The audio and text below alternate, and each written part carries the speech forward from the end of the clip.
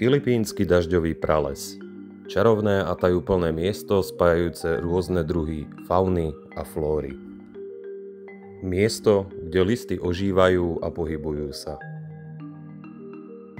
A práve ostrovy Filipín sú domovom nášho ďalšieho živočícha, ktorý je čoraz viac obľúbený v chove po celom svete.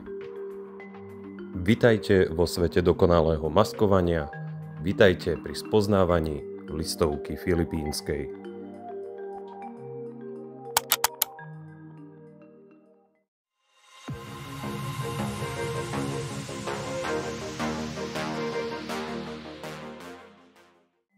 Ako z názvu vyplýva, listovky filipínske obývajú tropické dažďové pralesy Filipín, a to najmä oblasti s vyššou vlhkosťou a hustou vegetáciou. Svoju hlavnú aktivitu sústreďujú hlavne na noc. Cez deň je to skôr o skrývaní sa medzi listami, čo znamená, že využívajú kamufláž na útek a obranu pred predátormi. Čo sú listovky filipínske, kde ich nájdeme v voľnej prírode a ako žijú, sme si vlastne povedali.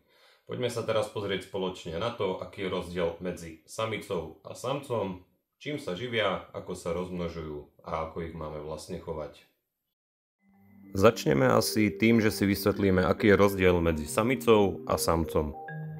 Na začiatok si ale musíme povedať, že listovky prechádzajú počas svojho života obdobiami zvleku. Samice mávajú o jeden zlek viac. Samice sa zvliekajú 6 krát, samci len 5 krát. Preto aj samice žijú dlhšie ako samci. Prioritným rozpoznávacím znakom pri dospelých jedincoch je tvar ich tela. Samice sú väčšie, sú zavalitejšie, majú oblúkový tvar, pripomínajú vyslovene list. Kdežto samci sú menší, sú špicatejší a hlavným znakom pri samcoch sú krídla. Samice ich totižto nemajú. Samci teda dokážu lietať a krídla využívajú najmä pri hľadaní samíc v období párenia. Od pohlavného dimorfizmu sa teda presunieme k chovným nádržiam. Pri zariaďovaní chovných nádrží pre listovky sa medze nekladú. Vo všeobecnosti ale je potrebné dodržať niekoľko základných pravidiel. Tým prvým je orientácia terária na výšku. Tým druhým je to, že výška nádrže by mala byť minimálne 3-krát vyššia, ako je dĺžka dospelého jedinca. Takou optimálnou veľkosťou pre chovnú skupinu povedzme dospelých listoviek by mala byť chovná nádrž alebo terárium o veľkosti 30 na 30 na 45, čo značí dĺžka, šírka a výška. Štvrté pravidlo, na ktoré si treba dávať pozor, je to, že treba listovkám pravidelne rosiť. Optimálna vlhkosť vo chovnej nádrži by mala byť nejakých 60 až 70%.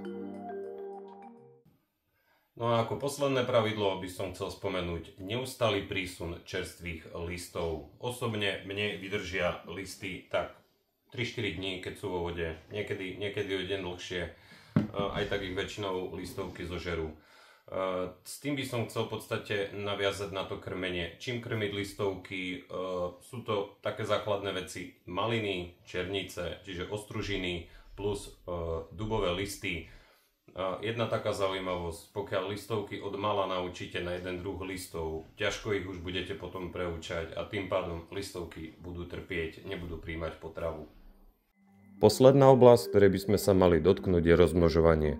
Tu rozlišujeme dva spôsoby. Bude to pohlavné rozmnožovanie, kedy máte prítomného samca, samicu, dôjde k oplodneniu a klasicky potom samička nakladie vajíčka.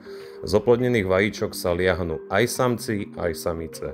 Pri tom druhom spôsobe, čo je nepohlavné rozmnožovanie, čiže partenogenéza, vtedy samec prítomný nemusí byť. Samička nakladie vajíčka, ale pozor, vždy sa z tých vajíčok vyliahnú len samice, stamať proste samca nedostanete. Je to ako keby samica duplikovala sama seba, čiže len čisto samice.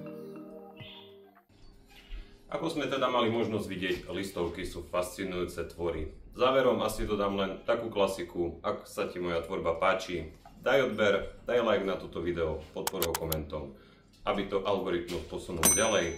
a môžete sa tešiť na ďalšie videá z nášho zvieracieho domova. Čaute.